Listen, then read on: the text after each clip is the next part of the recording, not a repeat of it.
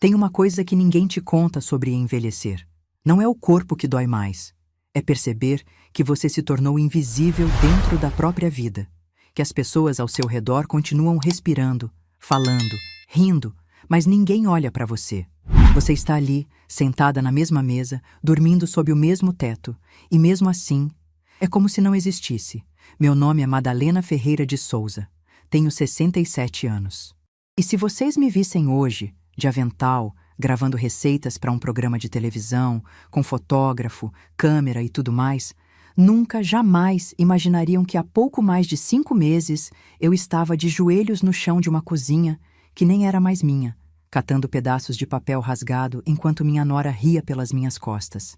Mas calma, antes de chegar nesse dia, preciso voltar no tempo. Preciso te levar até o começo de tudo, porque essa história não começa comigo. Começa com uma mulher que nunca vai ler essas palavras, que nunca vai ouvir esse relato, mas que está presente em cada linha do que vou contar. Essa mulher é minha mãe, Dona Aparecida. Nasci em Araxá, interior de Minas Gerais, numa casa simples de chão batido e janelas de madeira que rangiam com o vento. Éramos 7 irmãos. Eu era a quinta. Meu pai trabalhava na lavoura de café e passava a semana inteira fora. Quem segurava tudo era minha mãe. E quando digo tudo, é tudo mesmo. Roupa, comida, escola, remédio, educação, consolo. Dona Aparecida era uma mulher pequena, de mãos grossas e sorriso largo, que nunca frequentou escola. Mal sabia assinar o próprio nome. Escrevia devagar, com a ponta da língua para fora, como se cada letra fosse um esforço enorme. E era. Mas na cozinha, minha mãe era uma artista. O fogão a lenha era o palco dela. O frango com quiabo que ela fazia era motivo de visita na vizinhança. Gente vinha de longe só para provar. O pão de queijo dela tinha fila na porta nos domingos de manhã. E o doce de leite com cravo, esse era especial. Minha mãe dizia que a receita veio da minha bisavó, que trouxe de Portugal quando desembarcou no Brasil no começo do século passado. 4 gerações de mulheres, todas passando o mesmo sabor de mão em mão. E sabe onde tudo isso estava guardado? Num caderno. Um caderno de capa dura marrom, do tamanho de um livro pequeno, com as páginas amareladas, manchadas de gordura, de açúcar, de tempo. A letra da minha mãe era tremida, inclinada para a direita, e entre uma receita e outra, ela colocava anotações que me fazem chorar até hoje. Coisas como: esse bolo a Madalena gosta, fazer no aniversário dela. Ou: receita da mãe da minha mãe, não deixar perder. 112 páginas. 112 páginas que resumiam não só receitas, mas a alma inteira de uma família. Minha mãe partiu há 23 anos. Uma condição no pulmão que foi se agravando devagar, silenciosa como ela sempre foi. Não deixou dinheiro, não deixou imóvel, não deixou joias. Deixou aquele caderno, e eu guardei como se fosse a coisa mais valiosa do mundo. Porque para mim, era. Casei com Osvaldo aos 22 anos. Ele era motorista de ônibus intermunicipal, um homem calado, de poucas palavras, mas de gestos enormes. Me amava do jeito dele. Sem flores, sem poesia, mas com uma lealdade que nunca vacilou. Tivemos um filho, Marcos, e quando Marcos tinha 15 anos, Osvaldo teve uma condição no coração, fulminante, sem aviso. Num dia estava dirigindo o ônibus dele, no outro já não estava mais. Fiquei sozinha com um adolescente assustado e uma viuvez que pesava como chumbo, mas eu tinha as mãos da minha mãe. Voltei a cozinhar para fora. Dava aulas de culinária na associação do bairro, vendia marmita para o comércio da região, fazia bolo de aniversário por encomenda e toda noite, antes de dormir, abria o caderno da minha mãe e escolhia a receita do dia seguinte. Era meu ritual, minha oração, meu jeito de manter ela perto. Marcos cresceu comendo a comida da avó que nunca conheceu. E eu sentia, de um jeito que não sei explicar, que minha mãe estava ali, no cheiro do coentro, no barulho da panela de pressão, no vapor subindo do arroz recém-feito. Ela estava ali. Marcos se formou em tecnologia, conseguiu um emprego bom numa empresa em Campinas e eu fiquei genuinamente orgulhosa. Chorei na formatura como se fosse minha. Em certo sentido, era. Cada diploma daquele tinha o suor das minhas marmitas, o cansaço das minhas aulas, o cheiro da cozinha que sustentou nosso lar. Foi em Campinas que ele conheceu Fernanda. Ela trabalhava com marketing digital, era bonita, bem vestida, falava com aquela segurança de quem sabe tudo sobre tudo. No começo, tentei gostar dela. Juro que tentei. Mas tinha algo no jeito que ela olhava para mim que me incomodava. Não era grosseria, era pior, era indiferença. Aquele olhar de quem vê uma cadeira velha no canto da sala. Nota que está ali, mas não dá importância. Quando Marcos me convidou para morar com eles, eu hesitei. Tinha tomado uma queda feia no banheiro, machuquei o quadril e ele ficou preocupado comigo morando sozinha. Fernanda concordou na frente dele com um sorriso educado, mas eu vi. Vi nos olhos dela que aquele convite não era dela, era dele, e que ela estava apenas tolerando. Me mudei levando poucas coisas, roupas, alguns livros, objetos pessoais e o caderno da minha mãe, embrulhado num pano de prato bordado que também era dela. Guardei na gaveta do meu quarto, junto com as poucas lembranças que ainda me restavam. No início, as coisas até funcionaram. Eu cozinhava, limpava, organizava a casa enquanto eles trabalhavam. Quando meus netos nasceram, Pedro, hoje com 7 anos, e Alice, com 4, eu cuidei deles com o mesmo amor que cuidei do Marcos. Trocava fralda, dava banho, cantava para dormir. Era a avó presente, disponível, dedicada, e me sentia útil, me sentia viva. Mas aos poucos as coisas foram mudando. Primeiro foram os comentários sobre minha comida. Fernanda dizia que eu usava muito óleo, que minhas receitas eram pesadas demais, que ninguém come assim mais. Começou a trazer comida pronta do supermercado, sachês de tempero industrializado, coisas que minha mãe olharia com desconfiança. Quando eu insistia em cozinhar, ela abria todas as janelas da casa e reclamava que ficava com cheiro de gordura. Depois vieram os comentários sobre mim. Que eu andava devagar demais, que atrapalhava na hora do jantar, que as crianças estavam apegadas demais em mim. Uma vez ouvi ela falando com uma amiga no telefone, achando que eu não escutava, dizendo que era difícil ter uma pessoa idosa em casa que dava mais trabalho que as crianças. Cada frase era um alfinete. Pequeno, quase invisível, mas que ia furando devagar, dia após dia, até eu não sentir mais onde terminava a dor e onde começava o costume. Marcos, coitado, ficava no meio. Eu percebia que ele se sentia desconfortável, mas não sabia como mediar. Na dúvida, ficava do lado da esposa. É natural, eu dizia para mim mesma. É a ordem das coisas. Ele tem a família dele agora. Eu sou só a mãe. Comecei a me encolher. Literalmente. Passei a comer no quarto quando eles tinham visita. Evitava a sala quando Fernanda assistia televisão. Acordava antes de todo mundo para tomar café sozinha e não atrapalhar a rotina deles. Meu mundo foi ficando cada vez menor, até caber inteiro dentro de um quarto com porta fechada. E o caderno da minha mãe se tornou meu único refúgio. Nas noites em que o silêncio da casa pesava demais, eu abria a gaveta, desembrulhava o pano bordado e ficava passando as páginas devagar, sentindo a textura do papel com os dedos. Às vezes levava o caderno até o nariz e respirava fundo, jurando que ainda sentia o cheiro de comida, de lenha, de infância. Lia as anotações da minha mãe e sentia que ela estava ali, me dizendo baixinho: "Aguenta firme, minha filha." Eu aguentei. Aguentei muito mais do que deveria, porque achava que aguentar era amar, que silenciar era respeitar, que se diminuir era o preço que se paga para não ficar sozinha. Tantas mulheres da minha geração aprenderam isso, que o nosso lugar é o lugar que sobra, que a nossa voz é a voz que cala, que o nosso valor é medido pela nossa capacidade de servir sem reclamar. Mas tem um limite. Existe um momento em que o corpo diz basta antes mesmo da mente entender. E o meu momento chegou numa terça-feira de março, às 2h15 da tarde, quando eu estava no quarto descansando e ouvi barulho na gaveta do meu criado mudo. Levantei devagar, com o coração já apertado antes mesmo de entender por quê. Fui até a cozinha e encontrei Fernanda sentada na mesa, com o caderno aberto na mão. Ela estava procurando espaço para guardar material escolar do Pedro e tinha aberto minha gaveta sem pedir.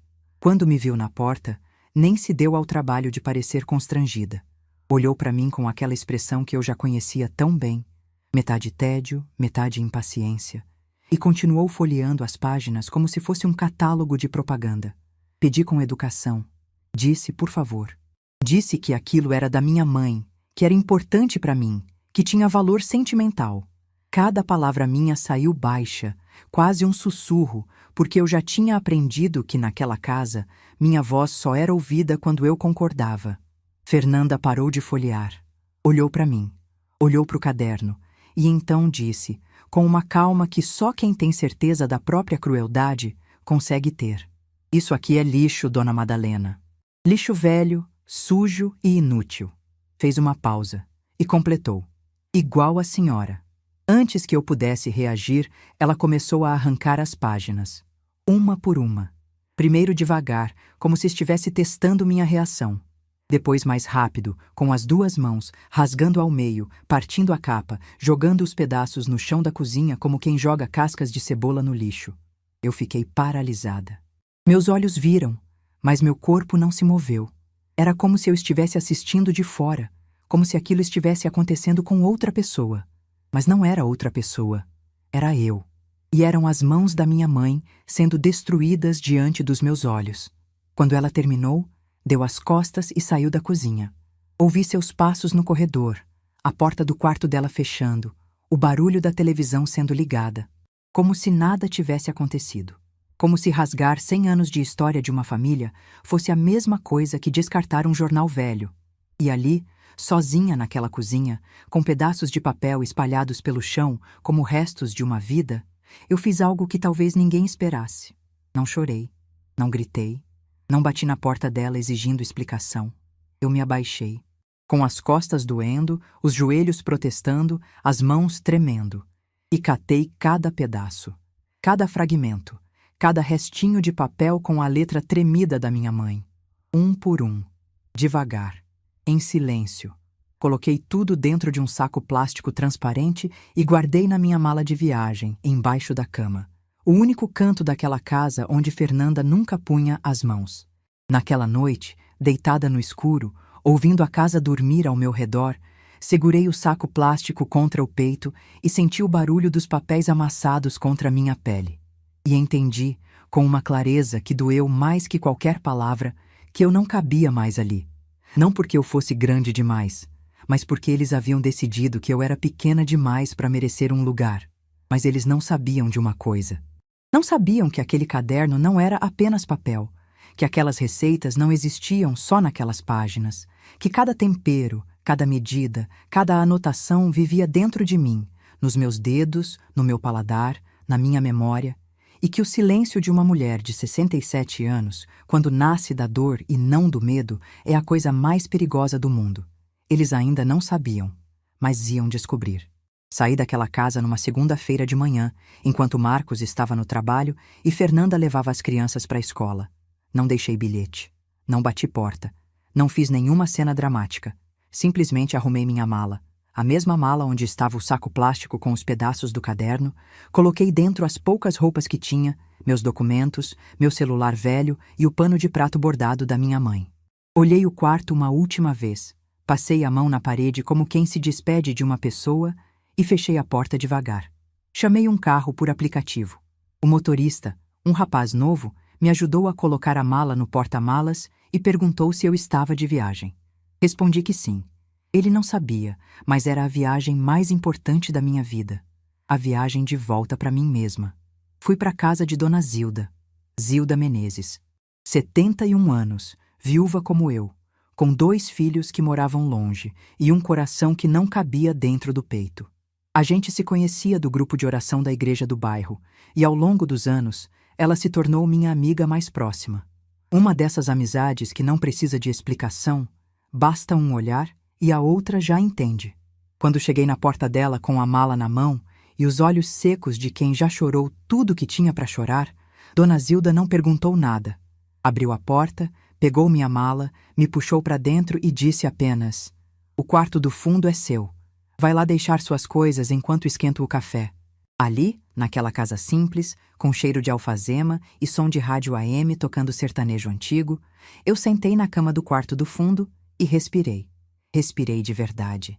Pela primeira vez em anos, o ar entrou nos meus pulmões sem aquele peso, sem aquela sensação de que eu estava atrapalhando alguém só por existir. Dona Zilda me serviu café com bolo de fubá. O bolo dela era bom, mas não chegava aos pés do da minha mãe, e esse pensamento me fez sorrir pela primeira vez em dias. Sentamos na cozinha e eu contei tudo, cada detalhe. Desde os comentários de Fernanda sobre minha comida até o dia em que ela rasgou o caderno na minha frente. Falei sem chorar, sem levantar a voz, como quem conta uma história que aconteceu com outra pessoa. Mas Dona Zilda me conhecia. Ela sabia que quando eu ficava calma demais, era porque a dor estava funda demais para sair em lágrima. Quando terminei, ela ficou em silêncio por um tempo. Depois esticou o braço sobre a mesa, segurou minha mão e disse: Madalena, você fez a coisa certa. Mulher nenhuma nasceu para ser lixo de ninguém. Eu apertei a mão dela e senti, naquele aperto, mais amor do que havia sentido nos últimos 5 anos inteiros morando com meu próprio filho. Marcos me ligou naquela mesma noite. Quando chegou em casa e viu o quarto vazio, ficou desesperado. Me ligou 6 vezes antes de eu atender. Quando finalmente atendi, a primeira coisa que disse foi: Mãe, onde a senhora está? Fernanda disse que a senhora saiu sem avisar. Fernanda disse: Não, eu percebi. Não, eu senti falta. Fernanda disse, como se ele só soubesse que eu tinha ido embora porque outra pessoa contou. Respondi com calma. Disse que estava bem, que estava na casa de uma amiga, que não precisava se preocupar. Ele perguntou por que eu tinha saído assim, sem falar nada. E ali eu tive que fazer uma escolha. Podia contar o que Fernanda tinha feito, expor a situação, criar um conflito entre os dois. Ou podia simplesmente dizer a verdade sem apontar dedos. Escolhi a segunda opção. Disse: Marcos, eu preciso de um tempo para mim. Preciso de um espaço onde eu me sinta respeitada. Você entende isso? Ele ficou quieto do outro lado da linha. Acho que entendeu mais do que eu disse. Acho que, no fundo, ele sabia há muito tempo que as coisas não estavam bem. Mas era mais fácil fingir que não via do que ter que escolher entre a mãe e a esposa. Antes de desligar, ele disse: A senhora quer que eu vá aí? Respondi que não, que eu ligava quando estivesse pronta. E desliguei. Nos dias seguintes, comecei minha rotina na casa de Dona Zilda. Ela me deu espaço sem me deixar sozinha. A gente dividia as tarefas da casa, cozinhava junto, assistia novela à noite. Parecia bobagem, mas aquela normalidade era exatamente o que eu precisava. Não queria drama. Não queria pena. Queria apenas viver um dia de cada vez sem sentir que estava sobrando. Mas à noite, quando Dona Zilda já tinha ido dormir e a casa ficava em silêncio, eu tirava o saco plástico de dentro da mala e sentava na cama com ele no colo. Abria devagar, como se estivesse abrindo um presente, e espalhava os pedaços de papel sobre o colchão. Eram dezenas, talvez centenas, de fragmentos. Alguns grandes, do tamanho da palma da mão. Outros tão pequenos que mal dava para ler uma palavra. Tinha pedaço com a letra da minha mãe, pedaço com mancha de gordura, pedaço com a borda amarelada do tempo. Na primeira noite, fiquei apenas olhando, separando, tentando identificar que pedaço pertencia a qual página. Era como montar um quebra-cabeça sem ter a imagem da caixa. Só que esse quebra-cabeça era a memória da minha família inteira. Na segunda noite, comprei fita adesiva transparente na farmácia da esquina e comecei a juntar os primeiros pedaços. Minhas mãos tremiam. Não de fraqueza, mas de emoção. Cada vez que 2 fragmentos se encaixavam e eu conseguia ler uma frase completa da minha mãe, meu coração acelerava. Era como se ela estivesse voltando, pedaço por pedaço, palavra por palavra. A receita do frango com quiabo foi a primeira que consegui restaurar inteira. Faltava um cantinho no canto inferior direito, onde minha mãe tinha escrito algo que não dava mais para ler. Mas eu sabia de cor o que estava ali. Não esquecer o coentro no final. O Osvaldo gosta. Ela tinha escrito o nome do meu marido. Do homem que se sentava à mesa e comia aquele frango como se fosse a melhor coisa do mundo. Quando li aquilo, ou melhor, quando lembrei daquilo, a lágrima veio. Silenciosa, escorrendo pelo canto do olho, caindo em cima da fita adesiva que eu estava cortando. A cada noite, eu restaurava um pouco mais. 3 páginas na primeira semana, 5 na segunda. O processo era lento porque eu tinha medo de estragar ainda mais os pedaços. Meus dedos, grossos e envelhecidos, precisavam de paciência para manusear aqueles fragmentos delicados. Às vezes passava uma hora inteira tentando alinhar 2 pedacinhos de papel que não queriam se encaixar. Dona Zilda descobriu o que eu fazia quando acordou de madrugada para ir ao banheiro e viu a luz acesa no meu quarto. Abriu a porta devagar e me encontrou sentada na cama, rodeada de pedaços de papel, com a fita adesiva nos dentes e os óculos na ponta do nariz. Ela ficou parada na porta por um tempo, me observando. Depois entrou, sentou na cama do meu lado e, sem dizer uma palavra, começou a me ajudar a separar os pedaços por tamanho. A partir daquela noite, restaurar o caderno virou nosso projeto conjunto. Dona Zilda não entendia de receitas. Ela mesma admitia que era um desastre na cozinha, mas entendia de paciência e de amizade. Ela segurava os pedaços enquanto eu colava, lia em voz alta as anotações da minha mãe para eu confirmar se estavam certas. E nas noites em que eu ficava emocionada demais para continuar, ela guardava tudo com cuidado e dizia: "Amanhã a gente continua. Sua mãe não vai a lugar nenhum." Foram semanas. Semanas de madrugadas mal dormidas, de olhos cansados, de costas doloridas de ficar curvada sobre a cama. Mas cada página reconstruída era uma pequena vitória. Quando consegui restaurar a receita do pão de queijo da minha avó, aquela que minha mãe tinha copiado com tanto cuidado, com a anotação "Receita da mamãe", copiei igualzinho. Eu segurei a página contra o peito e fechei os olhos. E juro para vocês, senti o cheiro. O cheiro do pão de queijo saindo do forno, o cheiro da cozinha da minha infância, o cheiro da minha mãe. Provavelmente era coisa da minha cabeça, mas não me importava. Naquele momento era real. Teve páginas que eu não consegui reconstruir. Pedaços que se perderam, que ficaram pequenos demais, que se desmancharam quando eu tentei colar. Nesses casos, eu fechava os olhos e buscava na memória. Buscava a voz da minha mãe me ensinando na cozinha, as medidas que ela falava de cor. Uma xícara bem cheia, um punhado generoso. Mexe até sentir que tá no ponto. E eu escrevia. Na minha própria letra, nos espaços vazios, completando o que Fernanda havia destruído com o que ninguém poderia arrancar de mim: a memória. Ao final de quase 2 meses, eu tinha um caderno. Não era o mesmo caderno, claro. A capa original estava partida ao meio, remendada com fita adesiva. As páginas tinham cicatrizes visíveis, linhas de fita transparente cruzando as palavras, cantos faltando, trechos reescritos à mão. Era um caderno ferido, marcado, imperfeito, mas estava inteiro. E de alguma forma era mais bonito do que antes. Porque agora ele carregava não só a história das mulheres da minha família, mas também a minha história. A história de uma mulher que se recusou a deixar morrer o que tentaram destruir. Marcos apareceu na casa de Dona Zilda 3 vezes durante esses 2 meses. Na primeira vez, tentou me convencer a voltar. Disse que Fernanda estava arrependida, que as coisas iam melhorar. Eu perguntei se Fernanda tinha contado para ele sobre o caderno. Ele desviou o olhar. Tinha contado sim, mas uma versão diferente. Disse que o caderno tinha caído e rasgado e que eu tinha exagerado na reação. Eu não corrigi, não valia a pena. Quem mente sobre o que fez não merece o esforço de ser desmentido. Na segunda visita, ele veio com Pedro e Alice.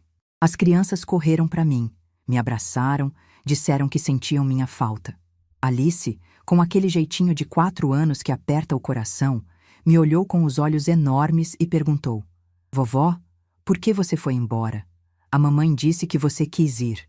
Engoli a dor e respondi que a vovó precisava de um tempinho para descansar, mas que eu amava eles do mesmo tamanho de sempre.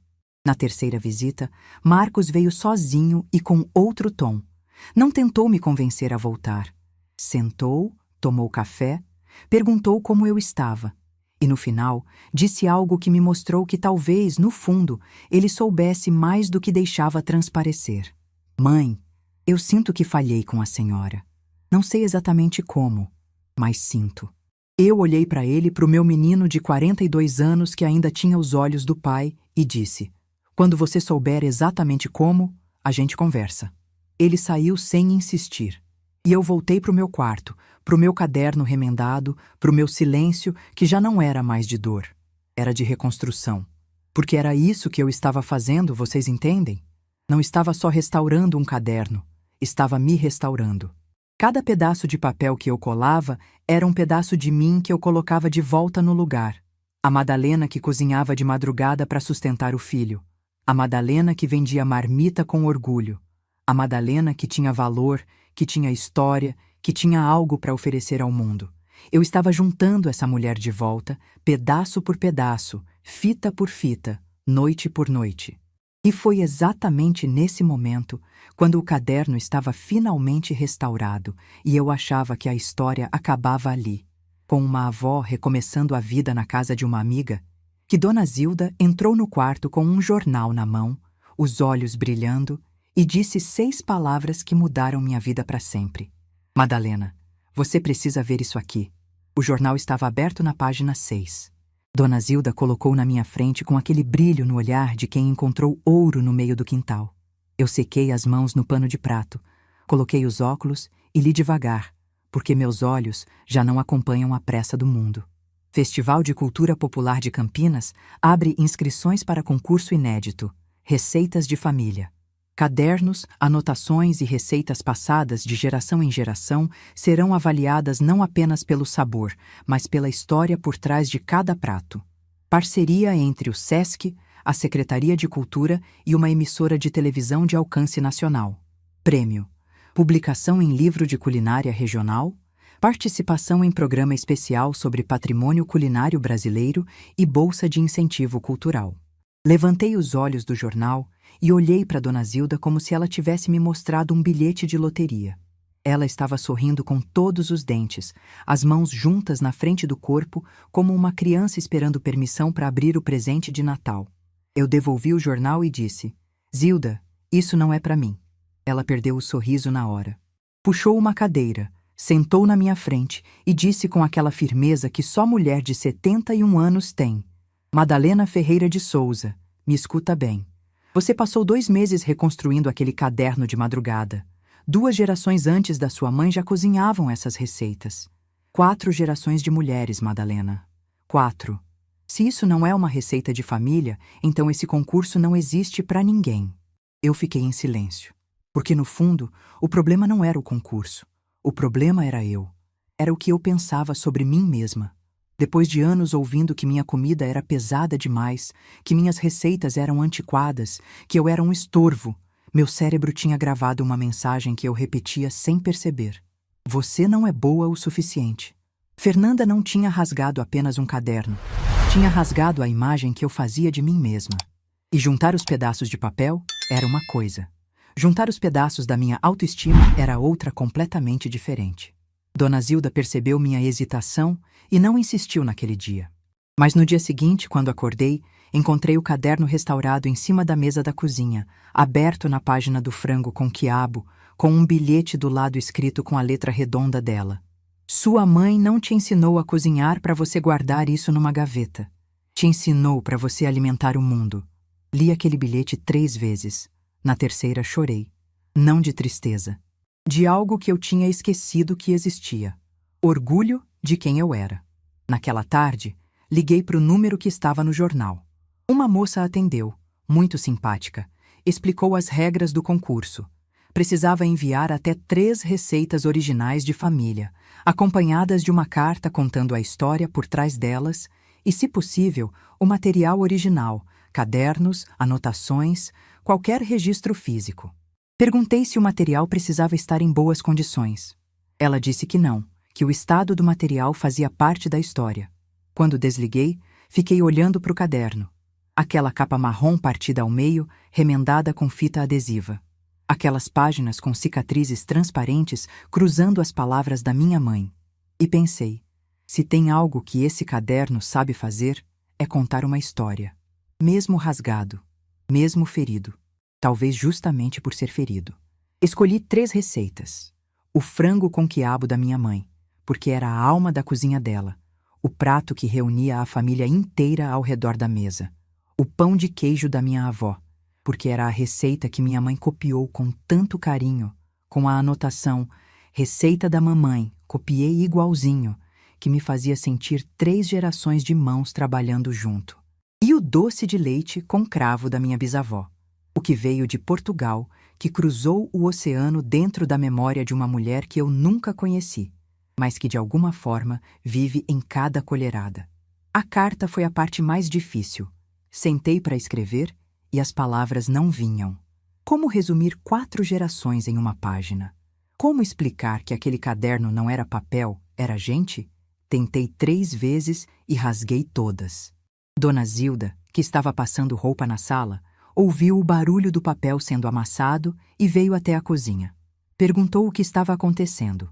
Eu disse que não conseguia escrever, que as palavras saíam erradas, que eu não tinha estudo suficiente para colocar aquilo no papel de um jeito que fizesse sentido. Dona Zilda desligou o ferro de passar, sentou na cadeira ao meu lado e disse: "Para de tentar escrever bonito.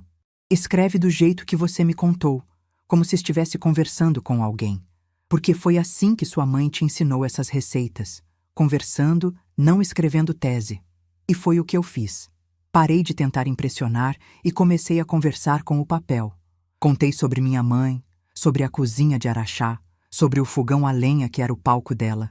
Contei sobre as 4 gerações de mulheres que passaram o mesmo sabor de mão em mão. Contei sobre o caderno, as 112 páginas, a letra tremida, as manchas de gordura que eram marcas de amor. Não mencionei Fernanda. Não mencionei a humilhação. Não mencionei o dia em que ele foi rasgado. Contei apenas a beleza. Porque aquele concurso merecia conhecer a luz, não a sombra. Coloquei tudo dentro de um envelope pardo. As 3 receitas copiadas à mão com minha melhor letra, a carta e fotografias do caderno original que Dona Zilda tirou com o celular dela. Fui até o correio num sábado de manhã. Segurei o envelope contra o peito por um instante antes de entregar ao funcionário, e quando ele carimbou o comprovante de envio, senti como se tivesse despachado um pedaço da minha alma pelo mundo. E depois veio a espera. 3 semanas. 3 semanas que pareceram 3 anos. Eu acordava todo dia olhando para o celular, esperando uma ligação, um e-mail, qualquer sinal. Dona Zilda dizia que eu parecia adolescente esperando o resultado de vestibular. E talvez fosse mesmo isso, porque pela primeira vez em muito tempo eu tinha feito algo por mim. Não por Marcos, não pelos netos, não pela família, por mim. E a possibilidade de não ser escolhida me assustava mais do que eu gostaria de admitir. No 18º dia, o telefone tocou. Número desconhecido, código de Campinas. Atendi com a mão tremendo. Uma voz feminina do outro lado, profissional mas calorosa, disse que estava ligando em nome da organização do Festival de Cultura Popular. Perguntou se estava falando com a senhora Madalena Ferreira de Souza, responsável pela inscrição número 247.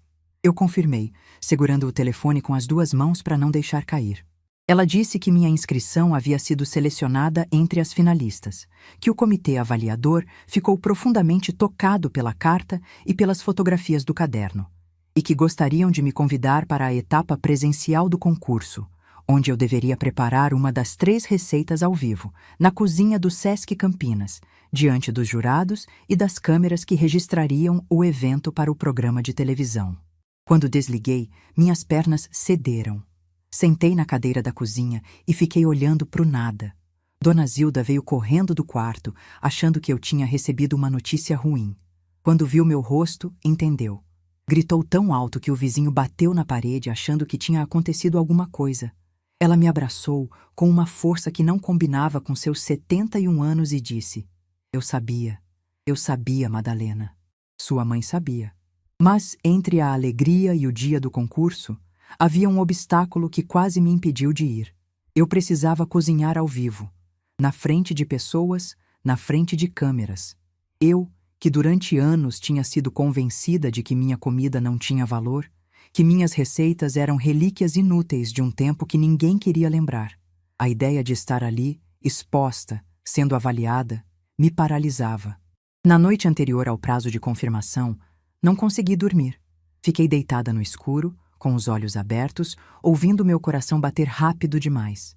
E a voz que eu ouvia não era a da minha mãe. Era a voz de Fernanda, repetindo em loop: isso é lixo. Igual a senhora. Era impressionante como uma frase dita uma única vez podia ecoar durante meses inteiros, como se tivesse sido gravada na parede do meu crânio. 2 dias antes do evento, sentei na cama e disse para Dona Zilda que ia desistir. Disse que não estava preparada, que ia fazer vergonha, que aquilo era grande demais para uma mulher simples como eu. Dona Zilda me ouviu em silêncio. Depois foi até o quarto, voltou com o caderno restaurado e colocou no meu colo. Olhei para aquelas páginas remendadas. Cada fita adesiva era uma cicatriz. Cada pedaço recolado era uma madrugada sem dormir. Cada anotação completada de memória era uma prova de que eu não tinha esquecido nada, de que tudo continuava vivo dentro de mim.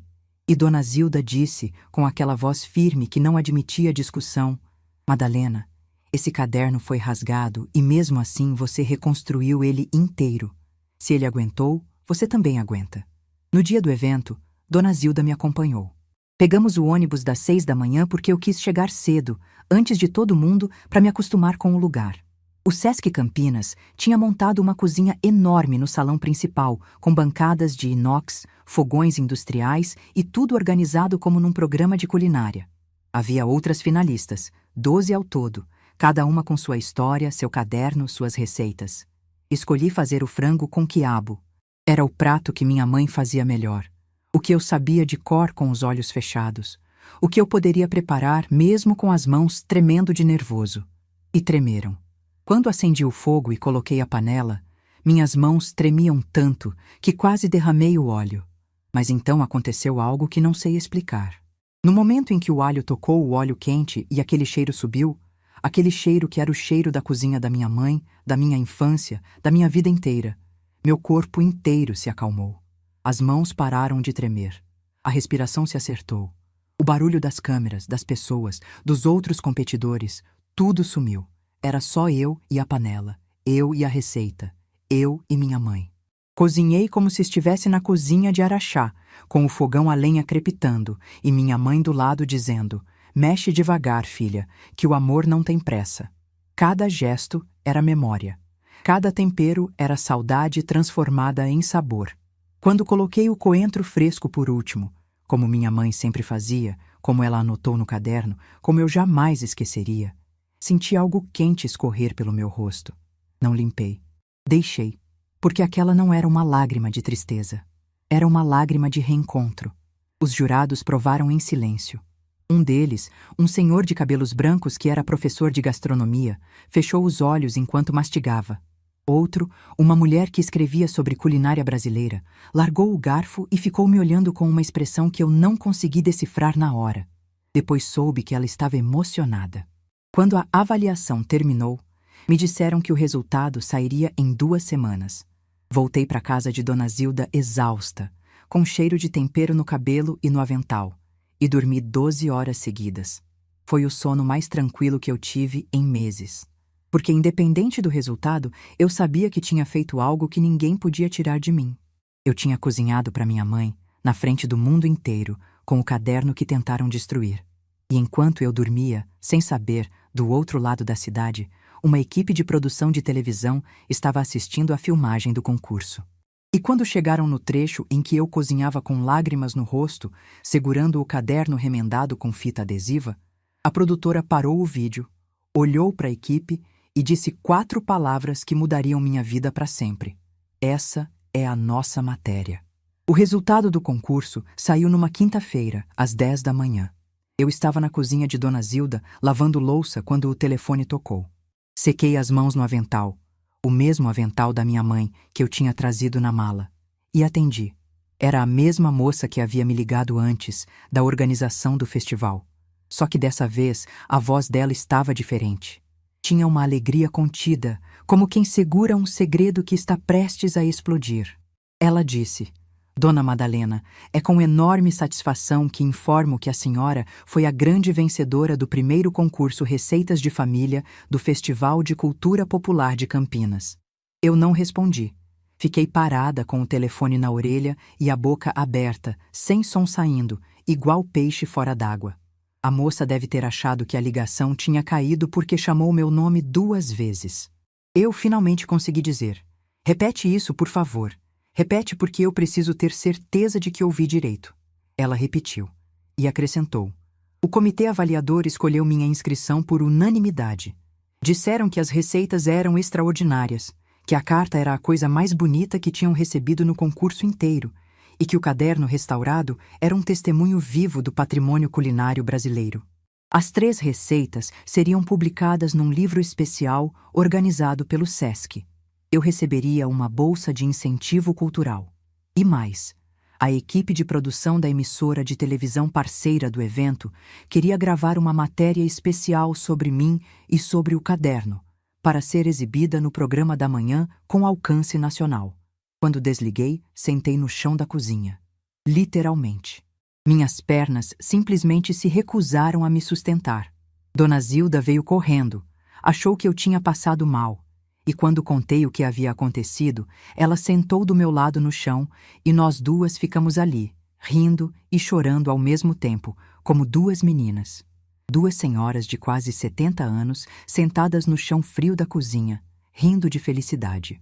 Se alguém tivesse tirado uma foto daquele momento, seria a imagem mais bonita da minha vida. As semanas seguintes foram um turbilhão. A equipe de televisão entrou em contato comigo para agendar a gravação.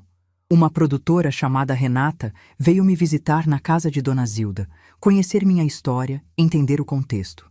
Era uma mulher jovem, de uns 30 e poucos anos, cabelo preso num coque, caderninho na mão, que fazia perguntas com uma delicadeza que me desarmou completamente. Ela perguntou sobre minha mãe, sobre a cozinha de Araxá, sobre as receitas. Eu contei tudo com prazer, mostrando o caderno restaurado página por página. Renata fotografava cada detalhe, cada fita adesiva, cada anotação. E então ela perguntou algo que me pegou desprevenida. Dona Madalena, como o caderno ficou nesse estado? O que aconteceu com ele? Eu hesitei. Até aquele momento, não tinha contado para ninguém de fora, além de Dona Zilda, a verdade sobre como o caderno foi rasgado. Na carta do concurso, falei apenas da beleza das receitas, não da dor. Mas Renata me olhava com aqueles olhos sinceros, esperando, sem pressionar. E algo dentro de mim decidiu que era a hora. Contei. Não com raiva, não com rancor. Contei como quem descreve uma chuva que já passou. Disse que morava com meu filho e minha nora, que a convivência era difícil, e que num dia em que eu estava sozinha com ela, minha nora encontrou o caderno na gaveta do meu quarto e rasgou na minha frente. Contei sobre a frase: "Isso é lixo, igual a senhora", e sobre o silêncio que veio depois. Contei sobre a noite em que catei os pedaços do chão, e sobre os 2 meses de madrugadas reconstruindo página por página. Renata parou de anotar. Ficou me olhando com os olhos cheios d'água. Depois, respirou fundo e disse: "Dona Madalena, a senhora me autoriza a contar essa parte da história na matéria? Sem nomes, sem identificar ninguém. Apenas a sua história, o que fizeram com o caderno e como a senhora reconstruiu." Eu pensei por um momento. Não queria expor Fernanda. Não queria criar escândalo. Mas também não queria mais esconder a verdade. Porque esconder a verdade era o que eu fazia há anos. E foi exatamente isso que me trouxe até aquele chão de cozinha catando pedaços de papel. Olhei para Dona Zilda, que estava sentada no sofá ouvindo tudo. Ela fez um leve aceno com a cabeça. E eu disse: "Pode contar, sem nomes, mas pode contar." A gravação aconteceu numa terça-feira. A equipe montou as câmeras na cozinha do SESC, no mesmo local onde eu tinha preparado o frango com quiabo durante o concurso. Me pediram para cozinhar novamente enquanto contava minha história. E foi exatamente o que eu fiz. Cozinhei e falei.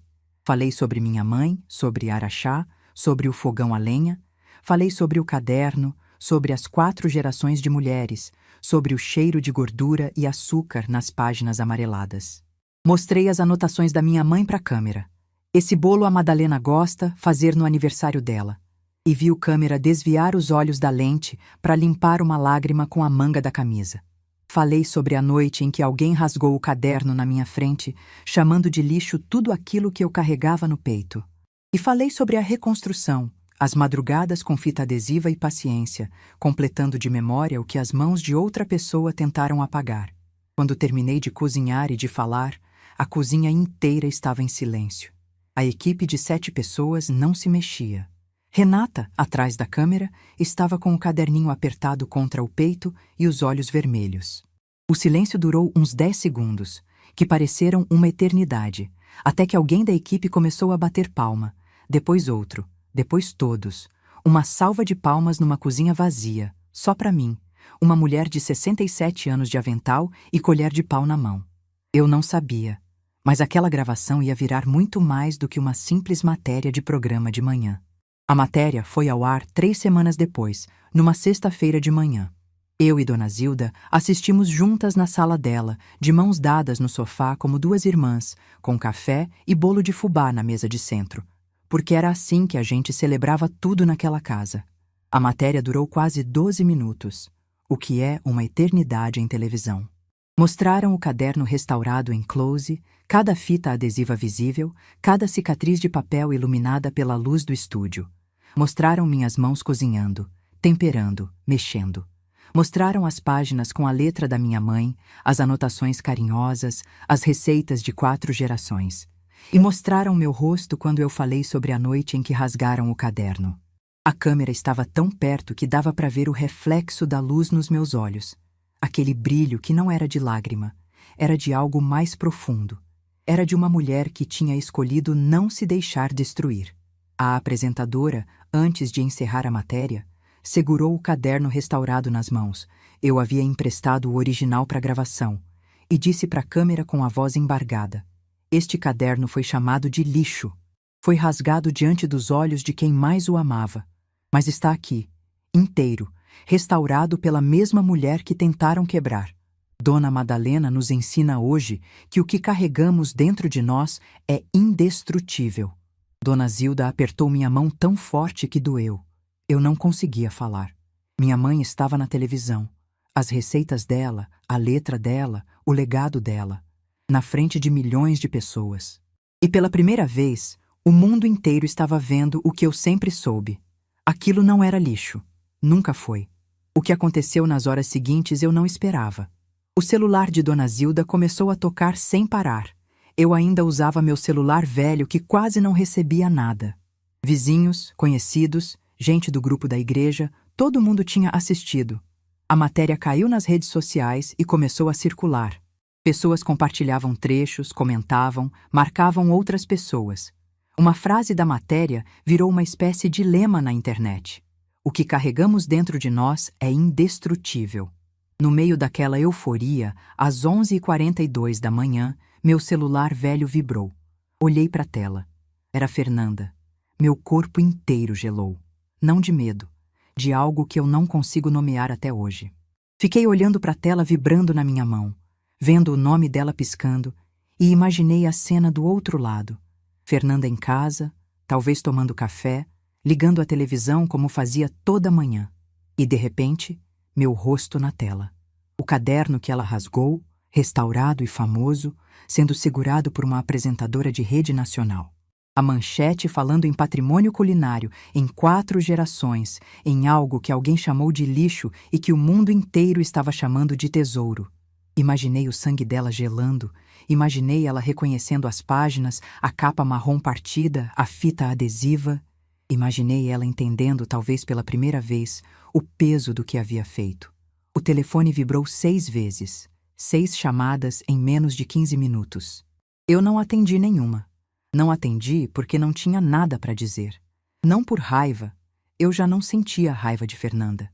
Sentia algo pior, algo mais definitivo. Indiferença.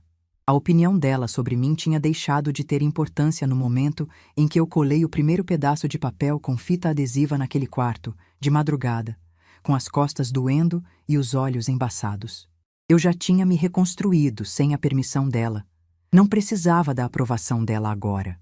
Depois das ligações de Fernanda, veio uma mensagem de texto, longa, cheia de palavras bonitas que eu nunca tinha ouvido dela em anos de convivência. Dizia que estava arrependida, que não sabia o valor do que tinha feito, que por favor me perdoasse. Li uma vez, guardei o celular na gaveta. E fui ajudar Dona Zilda a lavar a louça do café. Marcos ligou 1 hora depois. Esse eu atendi. porque por trás de todos os erros dele, ele continuava sendo meu filho. E eu sentia que dessa vez a ligação era diferente. A voz dele estava trêmula. Disse que tinha assistido à matéria com Fernanda, que ficou em silêncio durante os 12 minutos inteiros. E que quando acabou, olhou para a esposa e fez a pergunta que deveria ter feito 5 meses antes. O que você fez com o caderno da minha mãe? Fernanda contou a verdade. Dessa vez, não teve versão editada, não teve caiu e rasgou, não teve ela exagerou. A matéria de televisão, vista por milhões de pessoas, tinha tornado impossível continuar mentindo. Marcos ouviu tudo. E segundo ele me contou naquela ligação, quando Fernanda terminou de falar, ele se levantou do sofá, foi até o quarto, fechou a porta e chorou. Chorou pelo caderno. Chorou por mim. Chorou pelo tempo perdido, pelas vezes que fingiu não ver, pelas noites em que eu jantava sozinha no quarto, enquanto ele assistia televisão na sala, sem perceber que sua mãe estava desaparecendo devagar. Eu escutei meu filho chorando do outro lado da linha e não disse que estava tudo bem, porque não estava. Não disse que perdoava, porque perdão não se dá por telefone, nem se entrega de bandeja para quem ainda está aprendendo a pedir. Disse apenas: Marcos, eu te amo, mas eu não vou facilitar dessa vez. Dessa vez vocês vão precisar entender sozinhos o que perderam. Desliguei. Olhei para Dona Zilda. Ela estava na porta da cozinha, com o pano de prato na mão, me observando com aquele olhar de quem entende tudo sem precisar ouvir uma palavra. E eu disse, mais para mim mesma do que para ela: minha mãe está sorrindo agora. Dona Zilda sorriu de volta. E nós duas voltamos para a cozinha, porque tinha almoço para fazer. E porque a vida, mesmo quando muda completamente da noite para o dia, continua pedindo que a gente cozinhe, coma e siga em frente. Às vezes penso naquela semana. Os 6 dias que passei dormindo sob o mesmo teto de Fernanda, depois que ela rasgou o caderno. 6 noites deitada no escuro, ouvindo a casa respirar ao meu redor, planejando em silêncio cada passo da minha saída. Cada noite daquela semana foi um ensaio para a coragem que eu precisava juntar. E se hoje alguém me perguntar qual foi o momento mais difícil de toda essa história, não foi ver o caderno rasgado. Foi fingir que estava tudo normal durante 6 dias, tomando café na mesma mesa que a pessoa que tentou destruir a coisa mais preciosa que eu tinha. Mas foi naquele silêncio que eu encontrei a força para tudo que veio depois. E veio muita coisa. 3 meses depois que a matéria foi ao ar, recebi uma ligação da editora que estava organizando o livro do concurso. A moça do outro lado da linha disse que o livro estava pronto e que gostariam de fazer um pequeno evento de lançamento no Sesc Campinas, com as finalistas do concurso e a imprensa local. Perguntou se eu poderia comparecer e se gostaria de dizer algumas palavras. Eu, que passei a vida inteira falando baixo para não incomodar, disse que sim. O livro se chamava Herança de Sabor, Receitas que Contam a História do Brasil. Era um livro bonito, capa dura, com fotografias coloridas de cada receita e a história por trás de cada família. Quando Dona Zilda e eu fomos buscar os exemplares na editora, uma semana antes do lançamento, segurei aquele livro nas mãos e precisei sentar. Na página 47 estava o frango com quiabo, na 49, o pão de queijo, na 51, o doce de leite com cravo. E no topo de cada página, em letras bonitas, estava escrito: Receitas da família Ferreira, transmitidas por Dona Aparecida, registradas por Madalena. O nome da minha mãe, impresso, num livro de verdade, nas prateleiras das livrarias de Campinas. Dona Zilda me olhou e disse: Sua mãe virou autora, Madalena. Eu ri no meio das lágrimas porque era exatamente isso. Minha mãe, que mal sabia assinar o nome, agora tinha as receitas dela publicadas num livro. E não era qualquer livro. Era um livro que chamava aquelas receitas de patrimônio. Patrimônio. A mesma coisa que alguém chamou de lixo. O dia do lançamento foi numa manhã de sábado. O salão do Sesc estava arrumado com mesas, flores e uma bancada com os livros empilhados. Havia outras finalistas ali, cada uma com sua história, cada uma com seu caderno, e todas nós nos olhávamos com aquele reconhecimento silencioso de quem sabe o que é carregar uma herança nas mãos. Quando chegou minha vez de falar, levantei devagar, ajeitei o avental que tinha decidido usar de propósito. o avental da minha mãe, lavado e passado para a ocasião, e segurei o caderno restaurado contra o peito. A sala ficou em silêncio. Eu não tinha preparado o discurso. Não sabia fazer essas coisas. Mas olhei para frente e vi Dona Zilda na segunda fileira, com os olhos já brilhando antes de eu abrir a boca. E falei do jeito que ela me ensinou, como se estivesse conversando com alguém. Contei sobre minha mãe, sobre a cozinha de Araxá, sobre o caderno de 112 páginas. Contei que aquele caderno foi destruído por alguém que achou que não tinha valor, e que eu passei 2 meses reconstruindo ele de madrugada, com fita adesiva e memória. A voz falhou 2 vezes. Continuei mesmo assim. No final, levantei o caderno remendado e disse: "Este caderno foi chamado de lixo, mas hoje ele está num livro, e eu descobri que o verdadeiro lixo não é um caderno velho com receitas. O verdadeiro lixo é o desrespeito, é tratar alguém como se não tivesse valor. Isso sim não merece ser guardado." A sala inteira ficou de pé. Eu, que passei anos sendo invisível dentro da minha própria casa, estava sendo aplaudida por uma sala cheia de desconhecidos que viam em mim algo que minha própria família demorou para enxergar. Depois do evento, a organizadora do concurso me procurou com uma proposta que eu não esperava.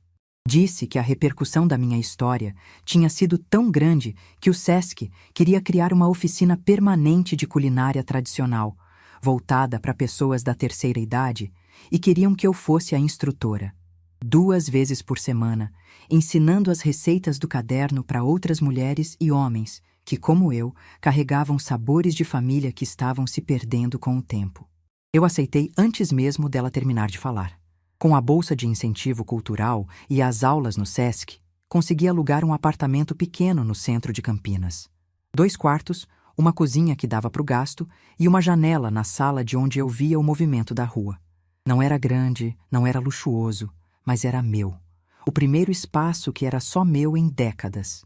Quando terminei de organizar a cozinha do apartamento novo, coloquei o caderno restaurado numa prateleira de madeira que comprei especialmente para ele. Ficava ali, em pé, com a capa remendada visível, como uma cicatriz que eu não queria esconder. Porque cicatrizes não são vergonha, são prova de que a gente sobreviveu.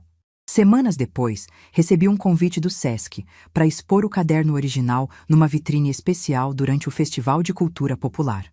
A ideia era que as pessoas pudessem ver de perto as páginas restauradas, as fitas adesivas, as anotações originais da minha mãe. Eu hesitei. Aquele caderno era a coisa mais íntima que eu possuía. Emprestar ele era como emprestar um pedaço do meu peito. Mas Dona Zilda, como sempre, me deu o empurrão que eu precisava.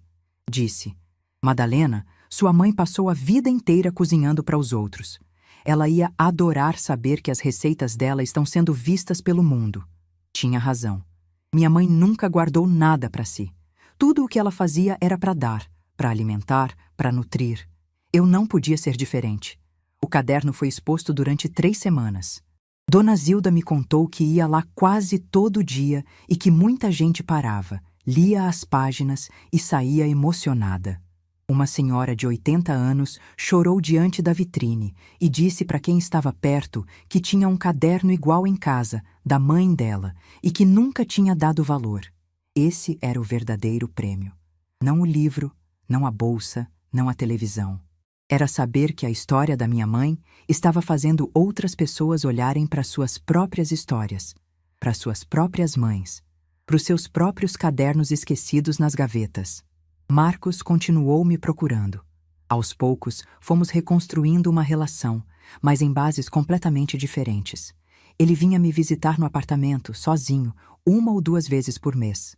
Sentava na minha cozinha, tomava café, conversava. Nunca mais tentou me convencer a voltar. Nunca mais tratou minhas decisões como exagero. Acho que a matéria na televisão, vista pelo país inteiro, fez ele entender algo que minhas palavras sozinhas nunca conseguiram. Que a mãe dele não era uma velha frágil sem valor. Era uma mulher com uma história que o mundo inteiro quis ouvir. Fernanda nunca mais me procurou pessoalmente. Depois daquele dia das 6 ligações que eu não atendi e da mensagem que eu li uma vez e guardei na gaveta, o silêncio entre nós se tornou definitivo. Marcos nunca me pediu para perdoar ela, e eu nunca ofereci. Algumas coisas não se resolvem com palavras. Algumas coisas simplesmente ficam onde estão, como um móvel pesado que ninguém consegue mover, e a gente aprende a caminhar ao redor. As crianças, sim. Pedro e Alice continuaram na minha vida. Marcos passou a trazê-los no primeiro sábado de cada mês. E foi numa dessas visitas que aconteceu algo que eu guardo como o momento mais bonito de toda essa jornada. Pedro, com seus 7 anos e aquela curiosidade que só criança tem, viu o caderno na prateleira e pediu para ver. Eu tirei com cuidado, sentei com ele na mesa da cozinha e fui mostrando as páginas. Ele passava o dedo nas fitas adesivas e perguntava o que era cada marca. Expliquei que o caderno tinha se machucado e que eu tinha consertado. Ele olhou para mim com aqueles olhos grandes e disse: "Vovó, isso aqui é tipo um tesouro, né? Igual nos filmes." Eu segurei o rosto dele com as 2 mãos e disse: "É sim, meu amor. É o maior tesouro que a vovó tem." Alice, do lado, puxou minha manga e perguntou se podia provar a comida do tesouro. Naquela tarde, pela primeira vez, cozinhei o frango com quiabo da minha mãe para meus netos. Pedro repetiu o prato 2 vezes. Alice comeu o arroz com o caldo e disse que era o melhor caldo do mundo. E eu ali, de avental, mexendo a panela, olhei para aquela cena e vi o que minha mãe via quando cozinhava para nós em Araxá. Uma família ao redor da mesa, alimentada não só de comida, mas de história, de pertencimento, de amor que atravessa o tempo. Na semana em que completei 68 anos, Dona Zilda organizou uma festa no meu apartamento. Vieram as amigas do SESC, os alunos das oficinas de culinária, vizinhos novos que eu tinha feito no prédio. Marcos veio com as crianças. A sala estava cheia de gente que gostava de mim. Não porque eu era útil, não porque eu cuidava de alguém, mas porque eu era eu, Madalena. Não a mãe do Marcos, não a avó do Pedro e da Alice. Apenas Madalena. Dona Zilda, que tinha preparado o bolo, e dessa vez eu admito que ficou muito bom, fez um brinde. Levantou o copo de suco e disse: "Madalena, você é a prova de que nunca é tarde para ser quem a gente nasceu para ser. E eu tenho orgulho de ser sua amiga." Eu levantei o copo e respondi: "Zilda, se eu estou aqui hoje é porque você abriu uma porta quando o mundo inteiro estava fechando as dele. Esse livro, esse apartamento, essa vida nova, tem o seu nome em cada página." Ela chorou. Eu chorei. Todo mundo chorou. E depois rimos, porque é isso que mulheres fortes fazem. Choram, limpam o rosto e voltam para a mesa. Hoje, quase 1 ano depois daquele dia em que encontrei meu caderno rasgado no chão da cozinha, eu posso dizer com toda a certeza do mundo que aquele foi o pior e o melhor dia da minha vida. O pior porque doeu como nada jamais tinha doído. O melhor porque foi ali, de joelhos naquele chão, catando pedaços de papel com as mãos tremendo, que eu finalmente acordei. Acordei de um sono de décadas, um sono feito de silêncio e obediência, de me diminuir para caber nos espaços que os outros decidiam que eu merecia. O caderno da minha mãe está de volta na minha prateleira. Remendado, cicatrizado, imperfeito. Igual a mim. E toda vez que eu passo por ele, passo a mão na capa como quem faz carinho no rosto de alguém que ama. Porque é isso que ele é. É o rosto da minha mãe, da minha avó, da minha bisavó. São 4 gerações de mulheres que cozinharam com as mãos e amaram com a alma. E nenhuma delas, nenhuma, era lixo. Semana passada, uma aluna nova chegou na minha oficina do SESC. Uma senhora de 73 anos, tímida, com um caderninho enrolado dentro da bolsa. Quando perguntei se ela tinha trazido alguma receita de família, ela abriu a bolsa devagar, tirou o caderninho e disse baixinho, quase com vergonha: "Trouxe, mas não sei se presta. Minha filha diz que essas receitas antigas não valem nada." Eu olhei para ela. Olhei para o caderninho. E senti meu coração apertar de um jeito que só quem já ouviu essas palavras entende. Segurei as mãos dela, olhei nos olhos e disse: "Minha senhora, me deixa contar uma história. Uma história sobre um caderno que alguém chamou de lixo." Ela ficou. Ouviu tudo. E quando terminei de contar, ela estava chorando.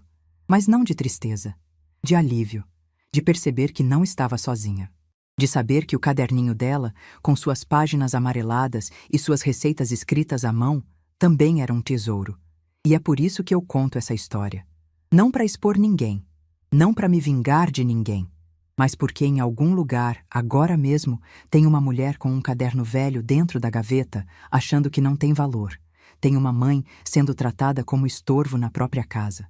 Tem uma avó guardando em silêncio a dor de não ser vista. Para essa mulher, eu digo: você não é lixo. Nunca foi. E o silêncio que você carrega pode ser a sua maior força, se você decidir transformá-lo em ação.